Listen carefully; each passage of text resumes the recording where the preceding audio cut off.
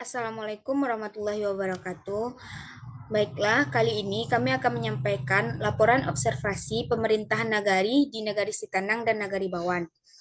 Kami dari kelompok Agam 1 dengan beranggotakan dua orang. Yang pertama itu ada Stelina Sakira dengan NIM 210420087 dan juga ada saya sendiri Fiska Anggraini dengan NIM 210420094 dengan dosen pengampu Bapak Rizky Syafril SHI MSI. Nah, pada kali ini kami membahas mengenai tiga pembahasan. Yang pertama ada gambaran umum Nagari Sitanang dan Nagari Bawan. Yang kedua ada kajian teoritis mengenai kepemimpinan, pembangunan, pemberdayaan, dan pelayanan. Dan yang ketiga ada hasil observasi dan analisis SWOT terkait Nagari Sitanang dan Nagari Bawan. Pertama yaitu mengenai gambaran umum Nagari Sitanang. Sitanang merupakan salah satu nagari yang terletak di Kecamatan Ampek Nagari, Kabupaten Agam, Provinsi Sumatera Barat. Nagari Sitanang memiliki luas 37,15 km persegi yang terdiri dari 3 jorong, yaitu Jorong Ganting, Pematang Panjang, dan Jorong Simpang Ampek. Jumlah penduduk Nagari Sitanang yaitu 2.343 jiwa dengan 1.181 laki-laki dan 1.162 perempuan dengan jumlah rumah tangga yaitu 667 rumah tangga yang sesuai dengan data BPS Kabupaten Agam 2024. Penduduk di Nagari Sitanang ini bermata pencaharian yaitu bertani, berkebun, dan berternak. Nah, pusat pemerintahan di Nagari Sitanang terletak di Jorong Simpang Ampek. Selanjutnya yang kedua yaitu mengenai gambaran umum Nagari Bawan. Nagari Bawan merupakan salah satu nagari yang terdapat dalam Kecamatan Ampek Nagari, Kabupaten Agam, Provinsi Sumatera Barat. Luas Nagari Bawan yaitu 170,43 km persegi. Dari luas wilayah Kecamatan Ampek Nagari, Nagari Bawanlah yang paling luas. Nagari Bawan terdiri dari 5 jorong, yaitu yang pertama ada Jorong Anak Air Kasiang, ada Jorong Lubu Alung, ada Jorong Malabur, Jorong Pasar Bawan, dan Jorong Pudung. Nagari Bawan ini merupakan ibu kota dari Kecamatan Ampek Nagari, berjarak 18,40 km persegi dari ibu kota kabupaten. Nagari Bawan memiliki jumlah penduduk 20.375 jiwa yang sesuai dari data BPS Kabupaten Agam tahun 2024. Nagari Bawan tercatat memiliki wilayah paling luas yakni 170,43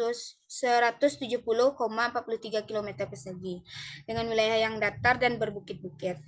Mayoritas penduduk Nagari Bawan bekerja di sektor pertanian, khususnya kelapa sawit. Dan juga karena adanya pabrik PT AMP di daerah ini, terdapat juga pekerjaan lain yang dilakukan oleh masyarakat Nagari Bawan ini, yaitu seperti bertani dan berkebun. Beberapa juga beralih ke sektor perdagangan dengan menjual hasil panen, membuka toko atau bekerja sebagai pedagang. Ada pula usaha kecil seperti pembuatan minyak, kelapa, dan kuliner yang mendukung ekonomi rumah tangga. Nah, pusat pemerintahan Nagari Bawan, yaitu kantor wali Nagari Bawan terletak di Jorong Pasar Bawan. Selanjutnya mengenai kajian teoritis. Pertama, kepemimpinan. Kepemimpinan adalah proses mempengaruhi atau memberi contoh oleh pemimpin kepada pengikutnya dalam upaya mencapai tujuan organisasi. Menurut Usman Effendi tahun 2014, fungsi kepemimpinan adalah memandu, menuntun, membimbing, membangun, memberi motivasi kerja, mengarahkan, menjalin jaringan komunikasi yang baik, memberikan pengawasan yang efisien, yang semuanya ditujukan untuk mencapai kinerja yang tinggi dari orang-orang dalam organisasi. Kepemimpinan di Nagari sesuai dengan Peraturan Daerah Provinsi Sumatera Barat Nomor 7 Tahun 2018 tentang Nagari terdapat dalam pasal 10 yaitu Kapalo Nagari mempunyai tugas menyelenggarakan pemerintahan, melaksanakan pembangunan, pelayanan publik, pembinaan kemasyarakatan, dan pemberdayaan masyarakat Nagari. Pemerintahan nagari yang terstruktur tersusun dari wali nagari sebagai pemimpin, dibantu oleh sekretaris nagari dan perangkat nagari. Sedangkan Badan Permusyawaratan Nagari atau yang biasa disebut BAMOS adalah badan legislatif nagari yang tersusun dari niat mama, alim ulama, cerdik pandai, undo kanduang, dan komponen masyarakat lainnya yang memiliki fungsi dalam menjaga adat istiadat, mendengarkan dan menyalurkan aspirasi masyarakat nagari, dan memerlukan pengawasan terhadap penyelenggaraan pemerintahan nagari. Poin yang kedua terkait kajian teori mengenai pembangunan. Pembangunan merupakan proses yang historikal, sebuah proses yang bergulir dari waktu ke waktu sehingga tidak akan pernah berhenti. Pembangunan bukan hanya terjadinya perubahan struktur fisik atau material, melainkan juga menyangkut perubahan sikap masyarakat. Pembangunan harus mampu membawa manusia melampaui pengutamaan aspek-aspek materi dalam kehidupan. Ide pokok dalam pembangunan menurut Siagian tahun 2001 mengandung makna bahwa yang pertama, pembangunan merupakan suatu proses yang tanpa akhir. Kedua, pembangunan merupakan suatu usaha yang secara sadar dilaksanakan secara terus-menerus. Yang ketiga, pembangunan dilakukan secara berencana dan perencanaan berorientasi pada pertumbuhan dan perubahan. Keempat, pembangunan mengarah kepada modernitas. Yang kelima, modernitas yang dicapai melalui pembangunan bersifat multidimensional. Yang keenam, proses dan kegiatan pembangunan ditujukan kepada usaha membina bangsa dalam rangka pencapaian tujuan bangsa dan negara yang telah ditentukan. Poin ketiga yaitu mengenai kajian pemberdayaan. Dalam pasal 7 ayat 3 Undang-Undang Nomor 6 Tahun 2014 tentang Desa, pemberdayaan masyarakat desa atau nagari merupakan suatu upaya meningkatkan pengetahuan masyarakat dengan cara mengembangkan kemandirian dan kesejahteraan masyarakat agar dapat memanfaatkan sumber daya yang ada dengan pendampingan dan penyuluhan sesuai dengan kebutuhan mereka terhadap sumber daya tersebut. Menurut Ambar Teguh Sulistiani tahun 2004 bahwa tahap-tahap yang harus dilalui dalam rangka pemberdayaan masyarakat adalah ada tiga. Yang pertama ada tahap penyadaran, yang kedua ada tahap transformasi, dan yang ketiga ada tahap peningkatan kemampuan intelektual. Kemudian yang keempat yaitu pelayanan. Dilansir dari Undang-Undang Nomor 25 Tahun 2009 tentang pelayanan publik, bahwa pelayanan publik merupakan kegiatan atau usaha dilakukan oleh pemerintah dalam memberikan layanan kepada masyarakat dengan tujuan memenuhi kebutuhan dan kepentingan publik. Penyelenggaraan pelayanan publik telah diatur dalam Undang-Undang Nomor 25 Tahun 2009 tentang pelayanan publik. Dalam Undang-Undang Nomor 25 Tahun 2009 ini, pelayanan publik harus memperhatikan prinsip-prinsip pengelolaan pelayanan publik yang efektif, efisien, transparan, partisipasif, dan akuntabel. Hal ini berarti bahwa pelayanan publik hendaknya dapat memenuhi kebutuhan dan kepentingan masyarakat secara merata, transparan, dan bertanggung jawab.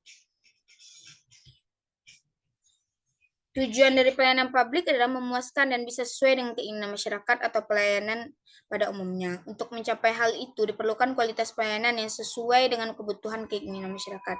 Berdasarkan keputusan Menteri Pendayagunaan Aparatur Negara Nomor 62 Tahun 2003 tentang penyelenggaraan pelayanan publik setidaknya mengandung sendi-sendi.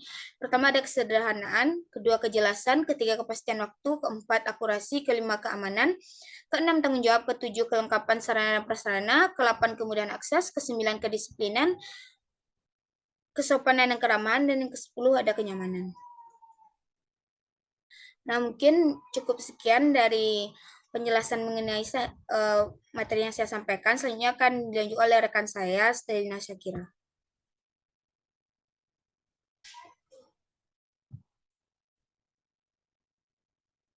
Baik, saya akan melanjutkan materi terkait dengan hasil observasi dan analisis SWOT di Nagari Sitana dan Nagari Bawan. Yang pertama itu ada hasil observasi di Nagari Sitana yang memuat 4 teori, yaitu kepemimpinan, pembangunan, pemberdayaan, dan pelayanan. Yang pertama itu ada kepemimpinan. Kepemimpinan di Nagari Sitanang, Kecamatan Ampel Nagari, dipimpin oleh Bapak Taufik Saleh Eskom selaku Wali Nagari Sitanang. Berdasarkan hasil wawancara dengan beliau, kerjasama resmi dijalin dengan Badan Musyawarah atau BAMUS sebagai mitra pengawasan kinerja pemerintahan nagari. Kerjasama dengan BAMUS dalam bentuk melibatkan peran BAMUS dalam setiap rencana kegiatan, kemudian diperiksa dan mendapatkan persetujuan BAMUS sebelum dilaksanakan. Selain itu, pemerintahan nagari juga bekerjasama dengan lembaga adat seperti Kerapatan Adat Nagari atau KAN, Gundukan Duang, Minyak Mama, dan pemuda yang memperkuat dukungan terhadap pelaksanaan berbagai program untuk kemajuan nagari. Selain itu, hubungan pemerintah dengan masyarakat dijaga melalui pelayanan yang baik. Namun, menurut Bapak Taufik Saleh, dalam menjalankan kepemimpinannya saat ini masih terdapat beberapa hambatan, yaitu seperti kurangnya pemahaman masyarakat tentang tugas dan fungsi pemerintahan. Hal ini menyebabkan tantangan dalam hal perizinan pembangunan yang sering terhambat. Partisipasi masyarakat dalam musyawarah nagari juga masih rendah, sehingga pendapat dan masukan langsung dari warga akan kebutuhan mereka menjadi terbatas. Selanjutnya itu masuk kepada pembangunan. Berdasarkan wawancara dengan Bapak Taufik Saleh, rencana anggaran kegiatan atau RAK pada tahun 2024 mencapai capaian signifikan dengan realisasi pembangunan infrastruktur mencapai 100%. Dalam melaksanakan pembangunan, berdasarkan hasil wawancara dengan Bapak Taufik Saleh, terdapat tantangan dalam hal perizinan pembangunan yang cenderung susah. Hal ini disebabkan karena kurangnya pemahaman masyarakat terkait pentingnya pembangunan. Partisipasi masyarakat dalam musyawarah nagari juga terbilang masih rendah, sehingga pendapat dan masukan langsung dari warga akan kebutuhan mereka terkait pembangunan menjadi terbatas.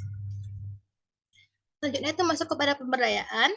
Berdasarkan hasil wawancara dengan Bapak Taufik Saleh, realisasi RAK tahun 2024 dalam bidang pemberdayaan belum terrealisasi sepenuhnya, yang mana tingkatnya hanya mencapai 85%.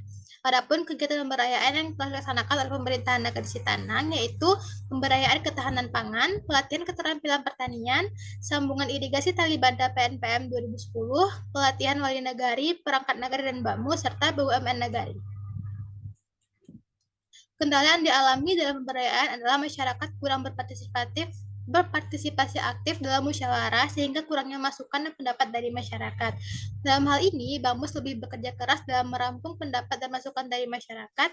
Pelaksanaan program pemberdayaan pun juga kurang diminati oleh masyarakat karena menurut penuturan wali nagari yaitu Bapak Taufik Saleh bahwa masyarakat cenderung sibuk bertani sehingga tidak mempunyai waktu untuk mengikuti program pemberdayaan. Poin terakhir yaitu ada pelayanan. Pelayanan yang diberikan oleh kantor wali nagari terdapat dua macam, yaitu pelayanan administrasi dan pelayanan sosial. Adapun pelayanan administrasi yang diberikan oleh kantor wali nagari Sitanang dapat dirangkum dalam 9 pelayanan, yaitu pembuatan SKU, pembuatan SKD, SKTM, KTP, surat keterangan miskin, surat keterangan meninggal, surat keterangan penghasilan orang tua, surat keterangan belum menikah, dan surat keterangan berkelakuan baik. Informasi terkait pelayanan hanya dapat diperoleh dengan mendatangi langsung kantor wali nagari. Hal ini dikarenakan informasi terkait persyaratan baik berupa spanduk, papan informasi, atau pamflet tidak tersedia di kantor wali nagari Sitanang. Namun, segala bentuk keluhan masyarakat baik dalam pelayanan administrasi maupun pelayanan sosial diterima setiap saat. Keluhan terkadang seringkali disampaikan masyarakat langsung kepada staf pemerintahan nagari, baik melalui kunjungan ke rumah pribadi staf ataupun melalui WhatsApp. Selanjutnya itu hasil observasi Nagari Bawan. Yang pertama, poin kepemimpinan. Nah, kepemimpinan Nagari Bawan dipimpin oleh Bapak Arif Eka Putra selaku Wali Nagari Bawan. Berdasarkan hasil wawancara dari Bapak Arif Eka Putra, beliau menyatakan bahwa kepemimpinan di Nagari Bawan menunjukkan koordinasi yang harmonis di mana kerjasama antar pemerintah nagari dan organisasi lainnya berjalan dengan baik. Hubungan dengan warga juga terjalin erat, ditunjukkan melalui pelayanan yang optimal dan responsif terhadap kebutuhan masyarakat dalam berbagai aspek. Dalam pengambilan keputusan, pemerintahan nagari juga menerapkan prinsip musyawarah dengan melibatkan BAMUS dan lembaga-lembaga nagari lainnya. Untuk isu-isu yang lebih besar, masyarakat juga turut dilibatkan guna memastikan keputusan yang diambil mencerminkan aspirasi bersama. Aspirasi yang disampaikan oleh BAMUS kemudian diintegrasikan ke dalam rencana kerja nagari untuk direalisasikan. Selain itu, pemerintahan nagari juga bekerja sama dengan erat dengan KAN, terutama dalam menyelesaikan persoalan adat. Keterlibatan KAN memastikan bahwa nilai-nilai adat tetap menjadi bagian integral dalam penyelenggaraan pemerintahan di Nagari Bawan. Kepemimpinan seperti ini mencerminkan komitmen untuk menciptakan tata kelola inklusif dan berorientasi pada kebutuhan masyarakat serta pelestarian nilai-nilai budaya setempat. Selanjutnya itu ada pembangunan. Nah, pembangunan di Nagari Bawan terlihat jelas dalam pelaksanaan kegiatan pembangunan selama setahun terakhir. Menurut Bapak Arif Eka Putra, bahwa sebuah kegiatan yang telah direncanakan dalam RKPN telah dilaksanakan dengan baik dan sesuai dengan jadwal yang ditentukan. Ini menunjukkan komitmen yang kuat dari Bapak Arif Eka Putra selaku Wali Nagari Bawan dalam menjalankan visi dan misi pembangunan untuk kesejahteraan masyarakat setempat.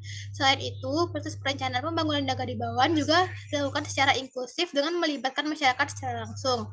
Musyawarah nagari juga menjadi ajang penting untuk menampung berbagai aspirasi masyarakat yang kemudian dilanjutkan dengan musyawarah perencanaan pembangunan atau Musrenbang Dalam forum tersebut, masyarakat diberikan kesempatan untuk menyampaikan kebutuhan dan harapan mereka terkait dengan pembangunan nagari, sehingga perencanaan yang akan disusun nantinya benar-benar mencerminkan kebutuhan yang ada di lapangan. Namun, di balik keberhasilan tersebut, terdapat beberapa hambatan yang harus dihadapi, terutama dalam hal pendanaan. Dana untuk pembangunan nagari seringkali menjadi kendala utama mengingat keterbatasan anggaran yang tersedia. Masuk ke pemberdayaan, berdasarkan hasil wawancara dengan Bapak Arif Eka Putra, beliau menjelaskan bahwa pemberdayaan di Nagari Bawah dilakukan dalam segala aspek. Kegunaan dilakukan dalam berbagai aspek adalah untuk memastikan bahwa seluruh elemen masyarakat dapat berpartisipasi aktif dalam proses pembangunan. Pemberdayaan ini melibatkan banyak sektor, mulai dari sektor ekonomi, pendidikan, sosial, hingga lingkungan. Setiap aspek diberdayakan agar masyarakat memiliki kapasitas dan kemandirian yang lebih baik sehingga mereka dapat turut serta dalam memajukan nagari dalam cara yang berkelanjutan. Yang terakhir itu ada pelayanan. Di kantor nagari Bawan, ada dua jenis pelayanan utama yang diberikan. Yang pertama yaitu ada pelayanan administratif yang mengacu pada SOP yang sudah ditetapkan. Pelayanan ini mungkin lebih terstruktur dan teratur mengikuti prosedur yang ada. Hal ini dikarenakan informasi terkait persyaratan baik berupa spanduk, papan informasi, atau pamflet sudah terdapat di kantor Wali Nagari Bawan. Yang kedua itu ada pelayanan sosial yang sifatnya lebih responsif dan bisa diakses selama 24 jam. Untuk pelayanan sosial ini, warga bisa melaporkan masalah terkait kriminal, bencana, atau hal-hal yang berhubungan dengan keluarga kapan saja, dan biasanya laporan ini langsung diteruskan ke Wali Nagari atau Jorong untuk penanganan lebih lanjut. Namun, Bapak Arif Eka Putra juga menyampaikan bahwa terdapat beberapa kendala yang cukup signifikan. Salah satunya adalah beban kerja yang terlalu tinggi, sementara gaji yang diterima relatif kecil. Ini tentu menjadi tantangan besar bagi petugas untuk harus menangani berbagai hal dalam waktu yang terbatas, ditambah dengan minimnya fasilitas yang ada. Soal informasi pelayanan memang agak terbatas karena kantor Nagari belum memiliki website resmi. Tapi meskipun begitu, masyarakat tetap bisa mengakses pelayanan dengan mudah melalui WhatsApp. Mungkin ini menjadi solusi praktis agar komunikasi tetap terjaga meskipun tanpa website. Selanjutnya kita masuk kepada analisis SWOT di Nagari Sitanang. Yang pertama itu ada kekuatan, itu terdiri dari 4 poin. Yang pertama, hubungan kerjasama yang baik antar pemerintahan nagari dengan BAMUS, kan nenek mama, bundok kandang, pemuda sekitar, dan lembaga masyarakat lainnya untuk mendukung program-program di nagari. Yang kedua, realisasi pembangunan infrastruktur tahun 2024 mencapai angka 200% yang menunjukkan kemampuan pemerintahan nagari dalam pelaksanaan program pembangunan. Yang ketiga itu tingkat realisasi pelaksanaan pemberdayaan tentu mencapai 85% menunjukkan adanya kemajuan dalam melaksanakan program pemberdayaan. Yang keempat, itu keluhan masyarakat selalu ditangani setiap waktu, baik ke kantornya nagari, ke rumah staf, maupun melalui WhatsApp, yang menunjukkan tanggung jawab tetap sebagai penyelenggara pemerintahan nagari. Selanjutnya itu ada kelemahan. Kelemahannya itu ada 3. Yang pertama, kurangnya pemahaman masyarakat tentang tugas dan fungsi pemerintahan nagari yang menjadi hambatan dalam perizinan pembangunan nagari. Yang kedua, rendahnya partisipasi masyarakat dalam musyawarah nagari sehingga membatasi aspirasi masyarakat terkait pembangunan pemberdayaan. Yang ketiga, informasi terkait pelayanan hanya tersedia dengan datang langsung ke kantor karena tidak adanya papan informasi, pamflet, ataupun website. Selanjutnya ada peluang. Peluang ada 4, yaitu yang pertama, baiknya hubungan pemerintahan nagari dengan lembaga masyarakat, yang masyarakat itu sendiri dapat menjadi peluang dalam meningkatkan potensi partisipasi masyarakat dalam musyawarah nagari serta program pemberdayaan masyarakat. Yang kedua, peluang untuk melakukan peningkatan pemahaman masyarakat akan pentingnya pembangunan baik melalui sosialisasi dan edukasi.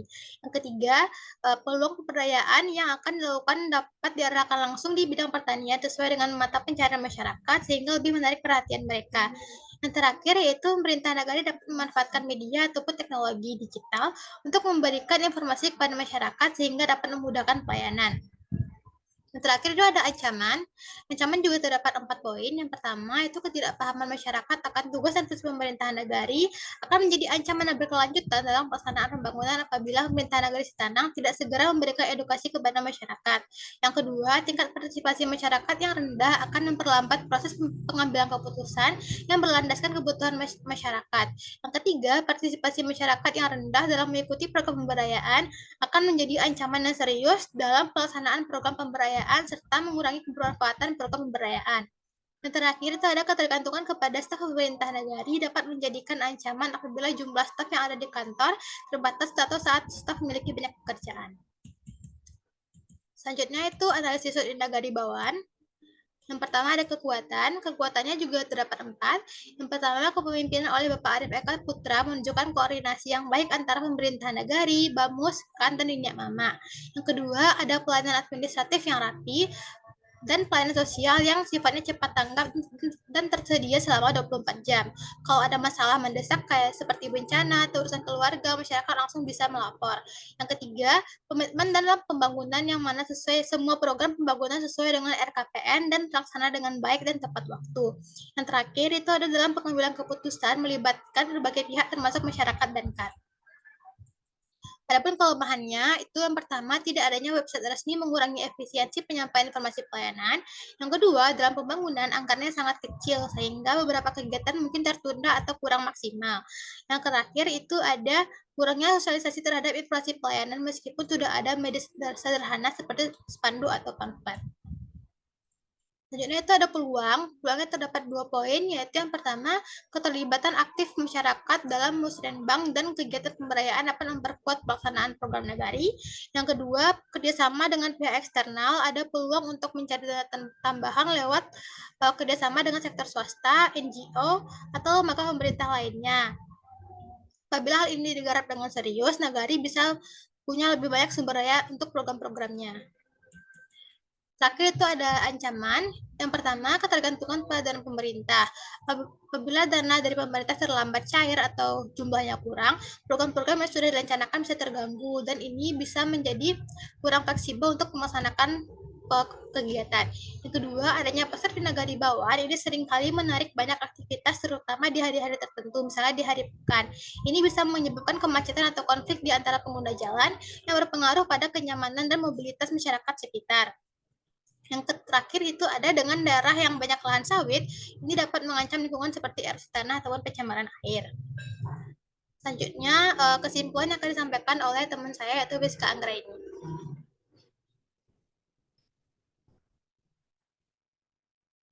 Nah, dari penyampaian materi yang telah kami sampaikan berdua tadi, dapat saya simpulkan bahwa Nagari Bawaan dan Nagari Sitanang menunjukkan bahwa kedua nagari memiliki keunggulan dalam kepemimpinan yang berorientasi pada musyawarah dan kolaborasi.